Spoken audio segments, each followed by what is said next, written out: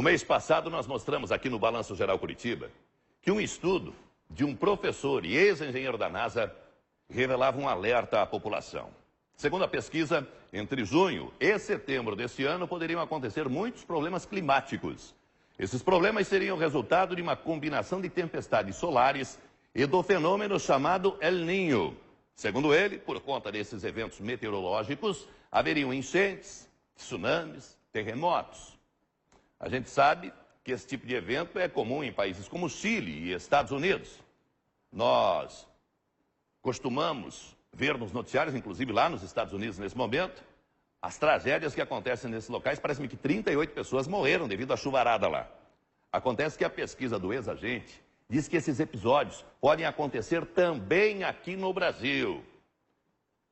Muita gente ficou descrente, mas depois que a reportagem foi ao ar, alguns fenômenos diferentes começaram a ser registrados.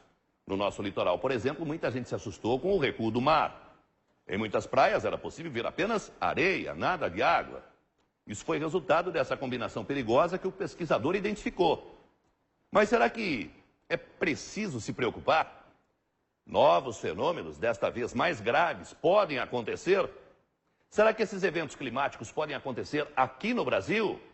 Vamos ver na reportagem da Thaís Santana. O alerta foi feito com exclusividade à nossa equipe por esse ex-engenheiro da NASA, especialista em mudanças climáticas. Em abril deste ano, Juan explicou que o efeito estufa provocado por tempestades solares causaria o aquecimento da Terra e dos oceanos e poderia causar catástrofes em várias partes do mundo, inclusive no Brasil. 4 meses depois, e muitas dessas previsões se concretizaram. O que temos visto, as tempestades de radiação solar com o aquecimento da Terra que provocaram muitas chuvas, teremos ainda vários furacões. Já temos vários huracanes. O terremoto no Chile, previsto por Juan, sacudiu a capital daquele país no começo de agosto e registrou ainda outros abalos. Na última semana, tremores foram sentidos na África, México e Argentina. O Caribe sofreu inundações. Um tufão atingiu a Ásia com ventos que passaram de 250 quilômetros por hora. O mais recente fenômeno foi a tempestade tropical no Texas, Estados Unidos, que deixou ao menos 10 mortos, dezenas de feridos e centenas de desabrigados. Para o ex-engenheiro da NASA, esses fenômenos naturais ocorridos em várias partes do mundo representam apenas uma parte do que ainda está por vir. Juan alerta sobre outro terremoto de maior escala que deve voltar a assombrar o Chile nos próximos meses. Um forte tremor com poder de destruição equivalente a 4 bombas atômicas, o que deve devastar parte daquele país e outros vizinhos. Há ainda um grande terremoto que se espera. Já houve outros tremores de escala 6, mas de 8 ainda não tivemos. Nas últimas semanas, um alerta de tsunami no Brasil, que teria sido publicado pela NASA, Agência Espacial Norte-Americana, causou pânico em todo o país. Nas redes sociais, milhares de pessoas compartilharam publicações do fenômeno, que assustou pelo efeito de destruição que causaria em boa parte da costa brasileira, com ondas de 30 a até 100 metros de altura. O assunto dividiu opiniões. Para alguns especialistas, a informação é falsa.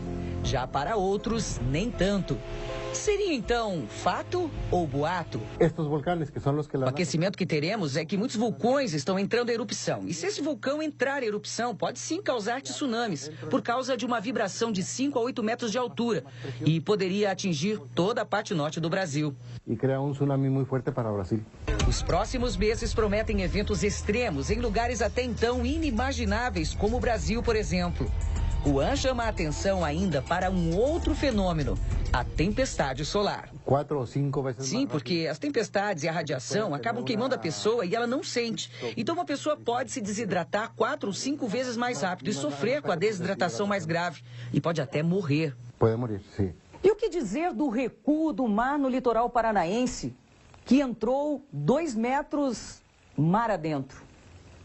Segundo especialistas, a explicação se tratou de uma pressão atmosférica que causou ventos fortes a ponto de empurrar o mar.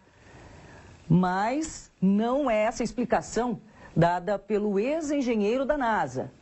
Segundo ele, o que ocorreu mesmo foi um terremoto entre a África e o Brasil.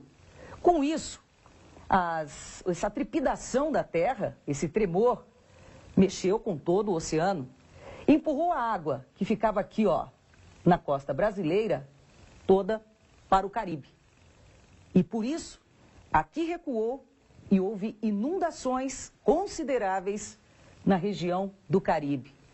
Um fenômeno que talvez não foi explicado tão ao fundo para não causar pânico na população.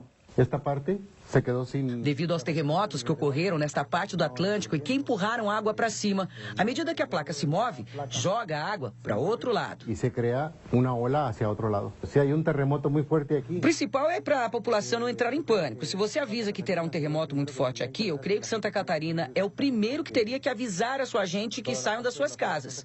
Porque toda a parte que banha Santa Catarina, se vier ondas de 5 metros, entra e avançam 8 quilômetros dentro da cidade. Aqui no Paraná terá efeitos, mas Santa Catarina corre muito mais perigo. Tem mais peligro. E não é de hoje. Desde abril deste ano, o ex-engenheiro da NASA vem chamando a atenção de autoridades do mundo todo para reunir esforços na tentativa de amenizar os efeitos desses fenômenos adversos e cada vez mais intensos. Segundo Juan, países como Chile e Estados Unidos estão mais preparados para esse tipo de evento. Já não se pode dizer o mesmo do Brasil.